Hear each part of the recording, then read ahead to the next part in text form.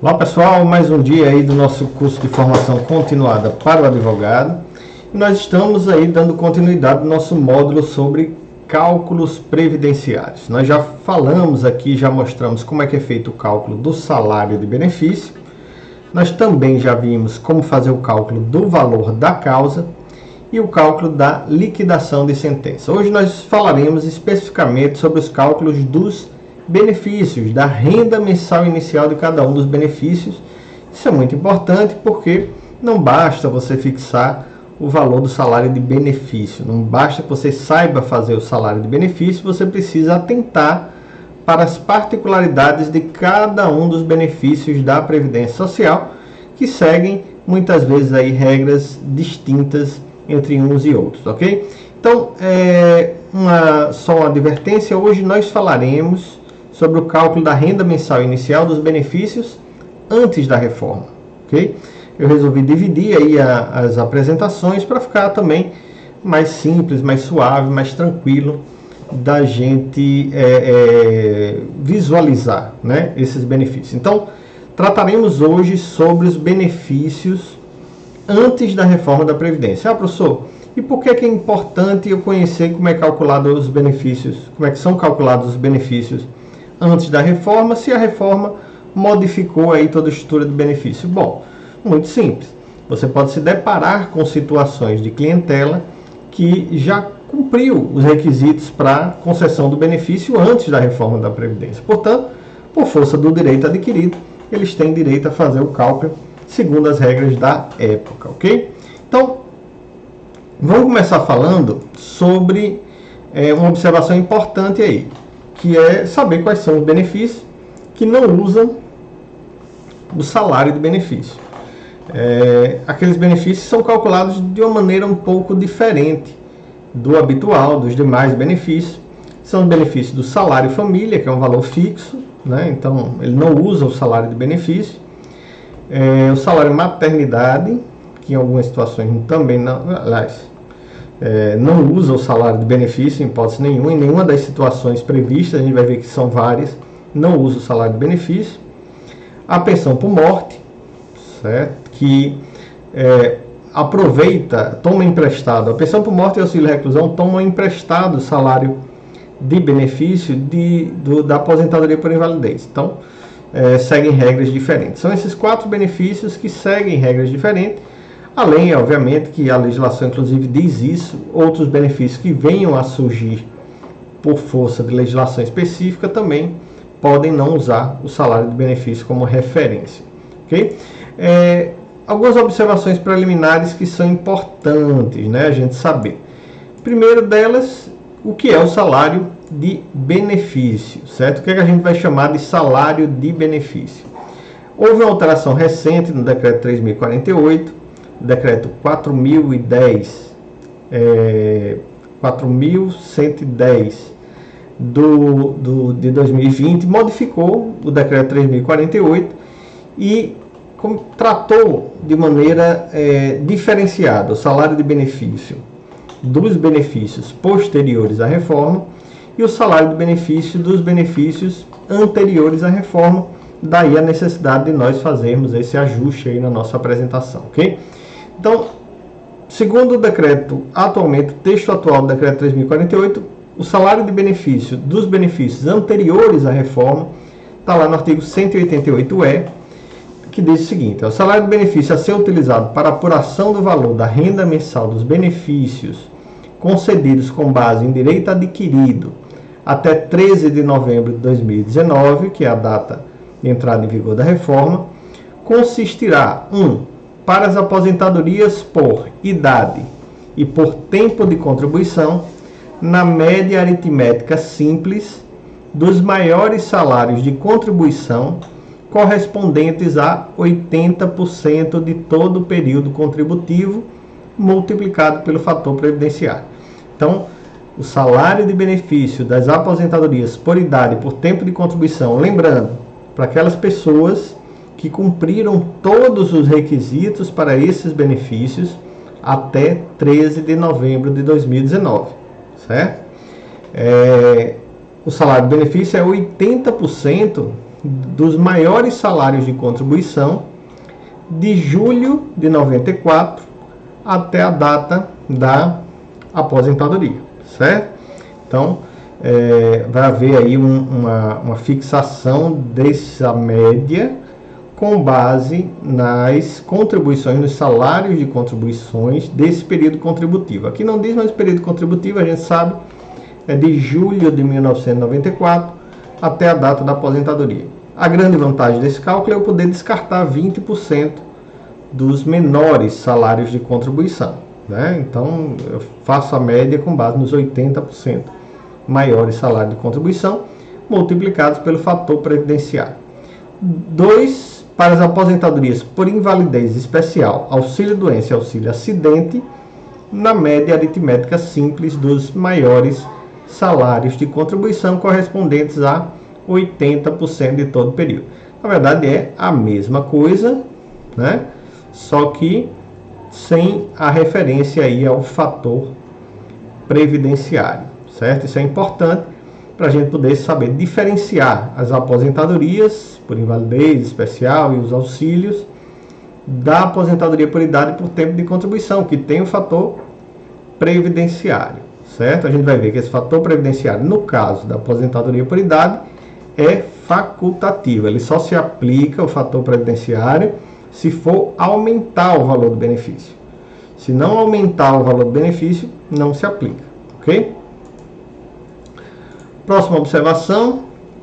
No caso de aposentadoria por idade por tempo de contribuição especial, isso é importante, aposentadoria por idade por tempo de contribuição especial, o divisor considerado no cálculo da média que se refere aos incisos 1 e 2, que é aquela média de 80% maiores salários de contribuição de julho de 94 até a data da aposentadoria, não poderá ser inferior a 60% do período decorrido da competência de julho de 94 até a data de início do benefício, limitado a 100% de todo o período contributivo. Essa informação é muito relevante para os cálculos, porque imagina a situação de um trabalhador que contribuiu, cumpriu o prazo de carência antes de 94, antes de julho de 94, e aí depois de julho de 94, ele contribui muito pouco, certo? Ele contribui lá 3 anos, 4 anos, 5 anos. Como ele não tem a idade ainda, se for um caso de aposentadoria por idade, ele pode deixar para pedir esse benefício só quando completar a idade. Então, digamos que ele tem 10 anos, né, 100 meses, entre julho de 94 e a data de sua aposentadoria, porém, nesse período ele só tem 5 anos de contribuição. A média do benefício dele, né, do salário de benefício, para poder chegar no salário de benefício, teria que ser feita em tese com base nesses 5 anos, né? Eu vou fazer a média apenas do que houve de contribuição, né? Só que o que acontece? Pelo parágrafo 1º, isso já era uma regra anterior à reforma da Previdência, essa média tem que ser feita pelo menos com 60% dos meses de julho de 94 até a data em que você está requerendo sua aposentadoria. Então veja, se tem 100 meses de julho de 94 até a data de sua aposentadoria, o seu divisor será no mínimo de 60. Então se você tem apenas 5 anos, são 60 meses. 60 a 60 está ótimo. Mas se você tiver menos que 5 anos, se tiver apenas 3 anos, por exemplo, tem lá 36 meses, você vai somar os salários de contribuição desses 36 meses e no lugar de fazer uma verdadeira média, que é dividir por 36, que é o número de meses que você contribuiu, você vai dividir por 60. Então é natural que uma pessoa que tenha poucas contribuições posteriores a julho de 94, o seu benefício caia muito. Caia exageradamente a ponto de ficar aí em um salário mínimo, muitas vezes. Como é que a gente pode contornar isso? A gente pode contornar através da tese da vida toda. O que é que a tese da vida toda quer? Quer fazer justiça a essas pessoas que já cumpriram o prazo de carência, em especial aposentadoria por idade, cumpriram os 15 anos antes de julho de 94, mas depois de julho de 94 tem muito poucas contribuições e acabavam sendo prejudicadas por esse parágrafo primeiro aí, certo? Que deixava o limite mínimo, o divisor mínimo em 60% do tempo entre julho de 94 e a data de aposentadoria, certo? Mas como a gente está aprendendo a fazer o cálculo da renda mensal inicial, esse cálculo tem que ser feito observando na aposentadoria por tempo de contribuição, por idade especial, tem que ser feito observando esse divisor mínimo de 60%, tá joia? Para fugir, você joga lá para a tese da vida toda, que encontra-se suspensa no momento, mas em algum momento vai ser julgado. E aí, com a tese da vida toda, isso daqui cai por terra. Isso aqui não precisa ser usado, porque a média já não é limitada a julho de 94, você vai pegar todas as contribuições desse período, ok? Então, duas observações relevantes a gente já fez aqui, com relação ao salário de benefício, como ele é calculado, 80% dos maiores salários de contribuição, multiplicado pelo fator previdenciário, no caso da aposentadoria por idade por tempo de contribuição, e no caso das 3 aposentadorias, por tempo de contribuição especial e por idade, o divisor mínimo que tem que ser de 60% do período de julho de 94 até a data da aposentadoria, tá joia? É muito importante isso. Outra coisa que é muito bom reforçar, é que a renda mensal do benefício, né, qualquer benefício que substitui a remuneração do trabalhador, substitui o rendimento do trabalho, ele não pode ser menor do que um salário mínimo, certo? Então ele tem que ser no mínimo um salário mínimo. Por quê? Porque está substituindo a remuneração do trabalhador. Uma aposentadoria por invalidez, um auxílio doença, diferentemente do auxílio acidente, porque o auxílio acidente é para incapacidade apenas parcial para o trabalho, né? Permanente, mas parcial. A incapacidade sendo parcial, ele pode continuar trabalhando, então não substitui o rendimento do trabalhador, né? Então, o auxílio acidente pode ser menor do que um salário mínimo. A gente vai ver também isso aí mais lá na frente. E também não pode ser superior ao limite máximo do salário de contribuição, exceto, obviamente, o salário maternidade da empregada, que a gente vai ver também lá na frente, e até porque o benefício de salário maternidade, como eu expliquei, ele não usa o salário de benefício, ele vai usar a remuneração do trabalhador. Então, o salário de maternidade não se aplica, obviamente, nessa situação, e o artigo 45 fala do acréscimo de 25%, no caso da aposentadoria por invalidez, conforme previsão em lei, mas há também discussão judicial de estender os 25% de acréscimo para aquelas pessoas que necessitam do auxílio de terceiros para sua higiene, locomoção, devido a doenças muito graves, né? Quadros clínicos muito graves. Então, esses 25% de acréscimo, ele não entra aí nessa limitação máxima do salário de contribuição, tá joia? Então, são as duas situações. Lembrando, esse 25% está sendo discutido atualmente também no STF e a intenção é estender para todas as aposentadorias, não apenas para a aposentadoria por invalidez. Vamos ver agora então os benefícios calculados com base no salário de benefício. São aqueles benefícios que usam o salário de benefício como referência para a sua renda mensal inicial.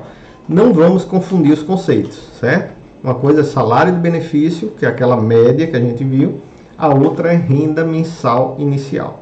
A renda mensal inicial é o resultado da aplicação de um percentual previsto em lei sobre o salário de benefício, para esses benefícios que a gente vai ver aqui. Então, muito importante a gente não confundir os dois conceitos. O primeiro benefício é a aposentadoria por tempo de contribuição. E aqui eu vou colocar em aposentadoria por tempo de contribuição o tempo de contribuição do professor, certo? É importante, porque o tempo de contribuição do professor ele é 5 anos reduzido, certo? Então, o homem aqui, por exemplo, é 35 anos de tempo de contribuição, tempo necessário para a aposentadoria, e 30 anos no caso do professor. E a mulher, 30 anos no caso da mulher, 25 anos no caso da professora. Ok? Lembrando, a gente está falando de uma situação antes da reforma, portanto, não tem idade mínima, certo? Não se exige idade mínima para a aposentadoria por tempo de contribuição, tanto a comum, o trabalhador comum, quanto a do professor, tá joia? A renda mensal inicial, nesse caso, é 100%. 100%. Atingir o tempo de contribuição até 13 de novembro de 2019, ou 30 anos de tempo de contribuição se professor, 30 se mulher ou 25 anos se professora, tem direito à aposentadoria por tempo de contribuição em 100%. O que é que vai reduzir o valor da aposentadoria por tempo de contribuição? O fator previdenciário. O fator previdenciário é esse cálculo aqui. Evidentemente, você consegue encontrar o cálculo do fator previdenciário de maneira bastante simples.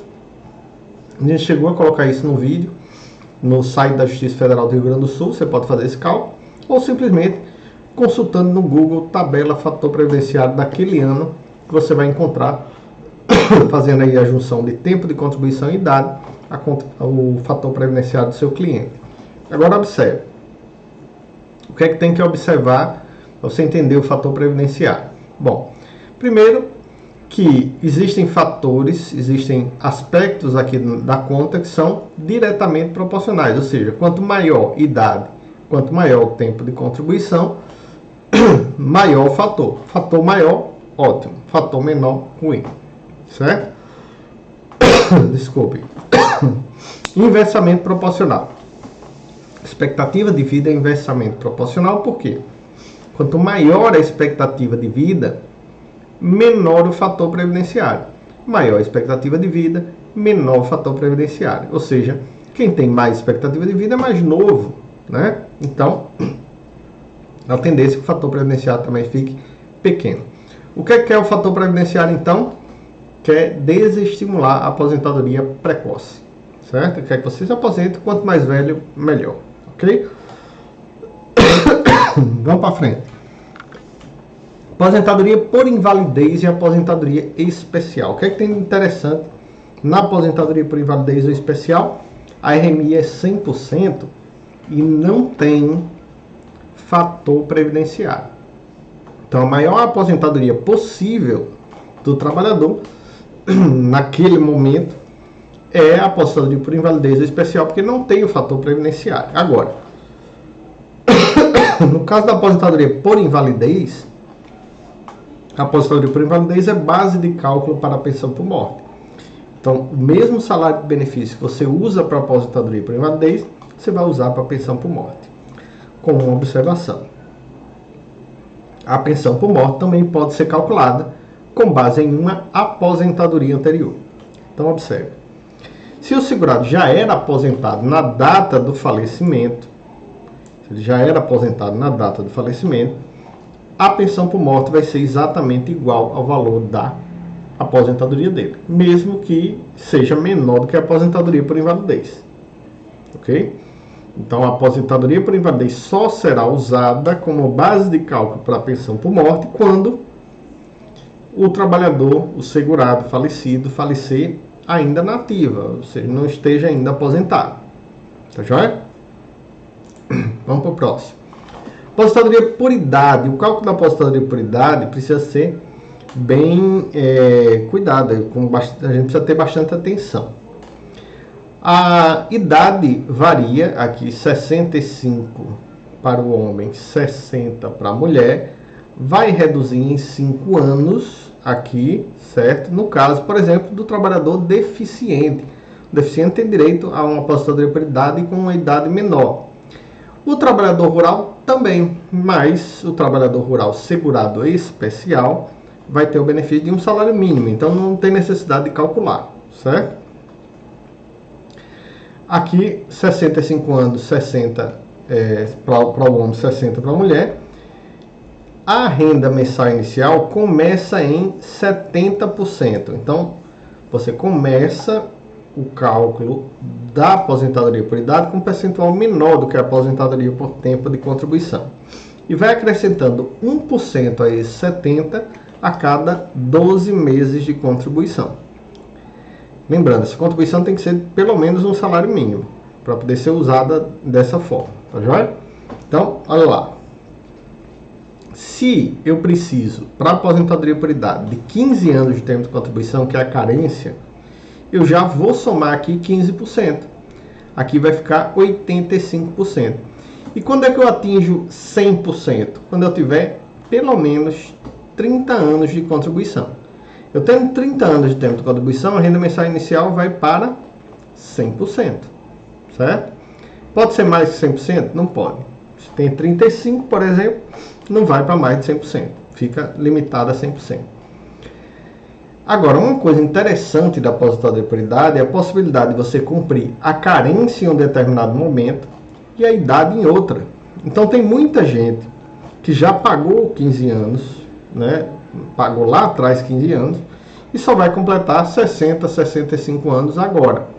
Bom, se ele já completou os 15 anos lá atrás e vai completar 60, 65 agora, ele tem direito à aposentadoria. Por quê? Porque desse período para cá, ele só precisa cumprir a idade mínima. Lembrando, até 13 de novembro de 2019. Certo? Então, até 13 de novembro de 2019, se você completar 60 anos, mesmo que tenha contribuído lá atrás, você vai ter direito à aposentadoria por idade. Certo?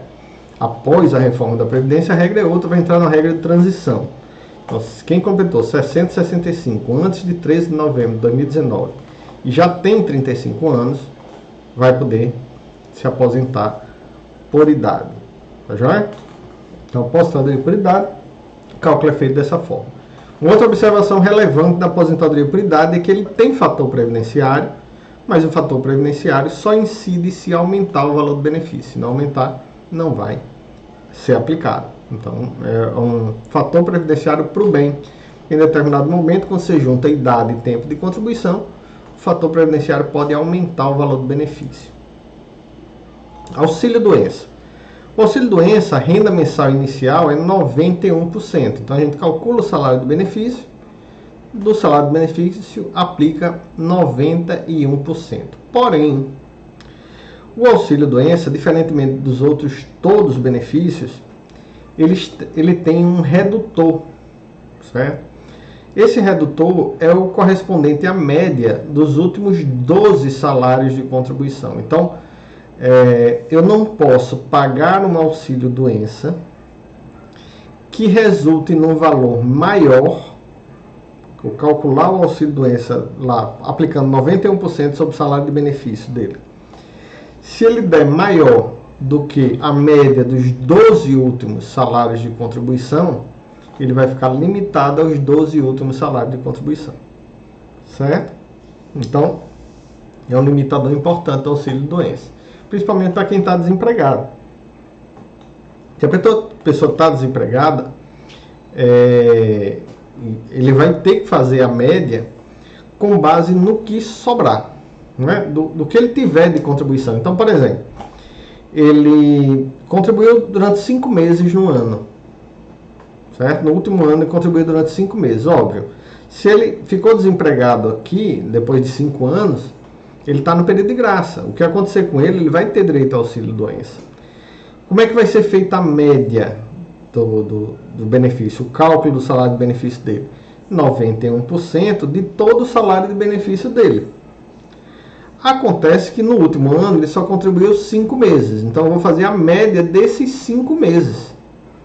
Porque é o que eu tenho dentro de 12 meses, dentro dos últimos 12, das últimas 12 remunerações dele, né?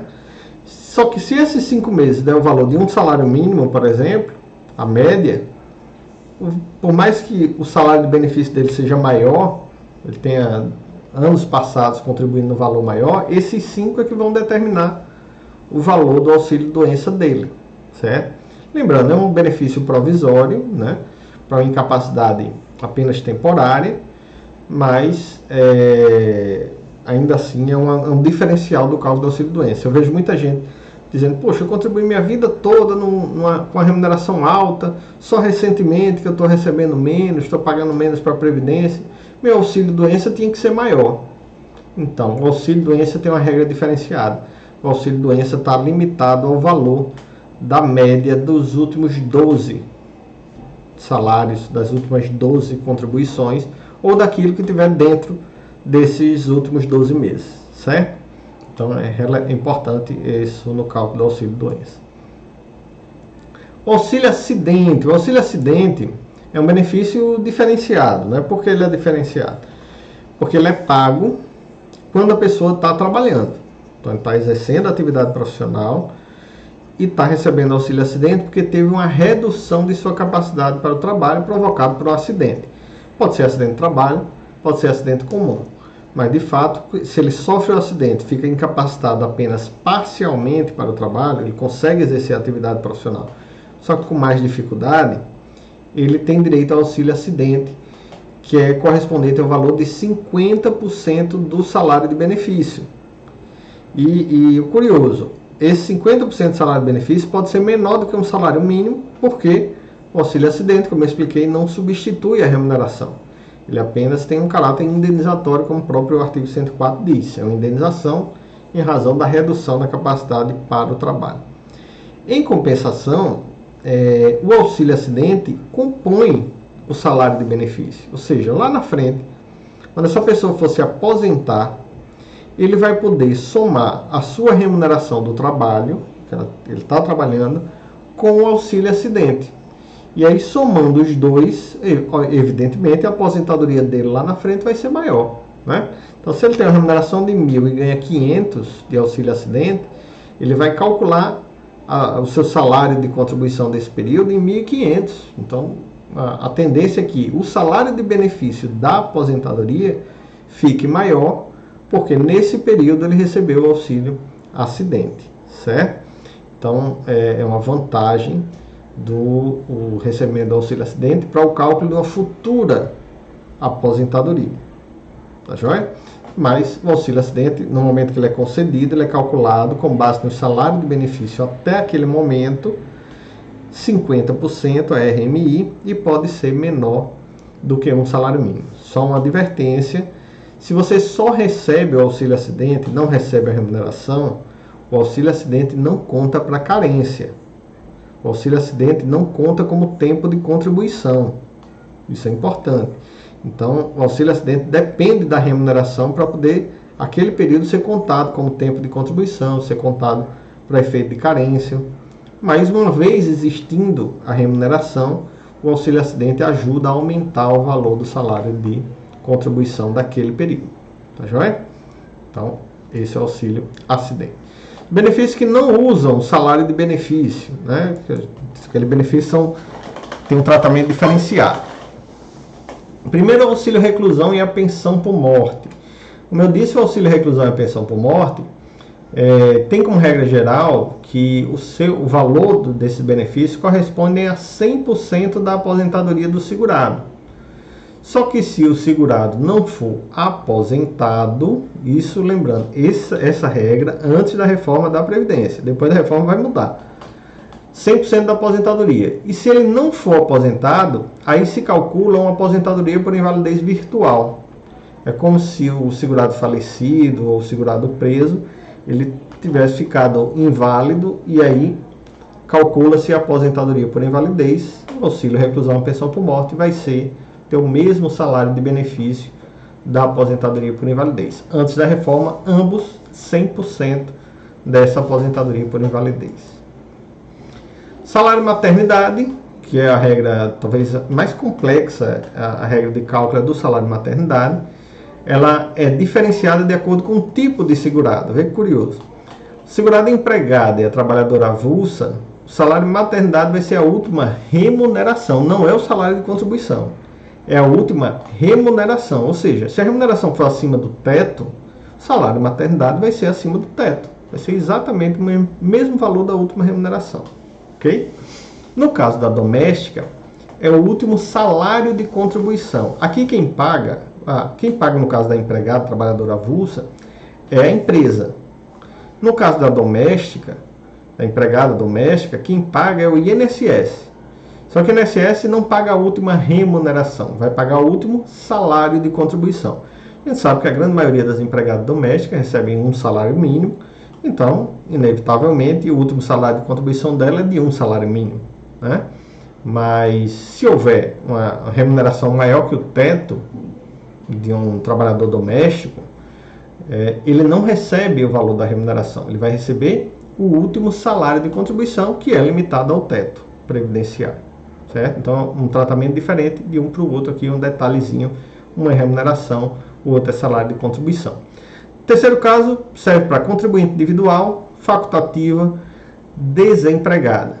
Nesses três casos, quem paga é o INSS, obviamente, e o cálculo do benefício é feito com a média dos últimos 12 meses de salário de contribuição.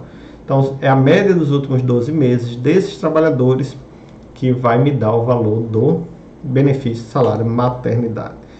E no caso da segurada especial, um salário mínimo comprovando que exerceu no último ano a atividade em regime de economia familiar. Lembrando, segurado especial é o pescador artesanal, a trabalhadora rural, que trabalha em regime pescador artesanal, trabalhador rural, e o seringueiro, que trabalha em regime de economia familiar. Muita atenção. Recente decisão do STF diz que esses valores aqui pagos para empregado e trabalhadora avulsa são isentas da contribuição previdenciária. Então, o empregador não pode descontar a contribuição desses trabalhadores. Tá joia? Essa decisão recente aí do STF. Bom, basicamente, essas são as diretrizes para que a gente possa fazer os cálculos aí dos diferentes benefícios. Nas mentorias, a gente vai trabalhando cada um desses casos para que a gente possa realmente fixar cada uma dessas características dos benefícios. Próximo vídeo vai ser falando sobre esses mesmos cálculos, só que com os benefícios já da reforma da Previdência. Muita mudança, muita coisa diferente. Não percam aí o próximo vídeo, tá joia? Um abração a todos e até a próxima.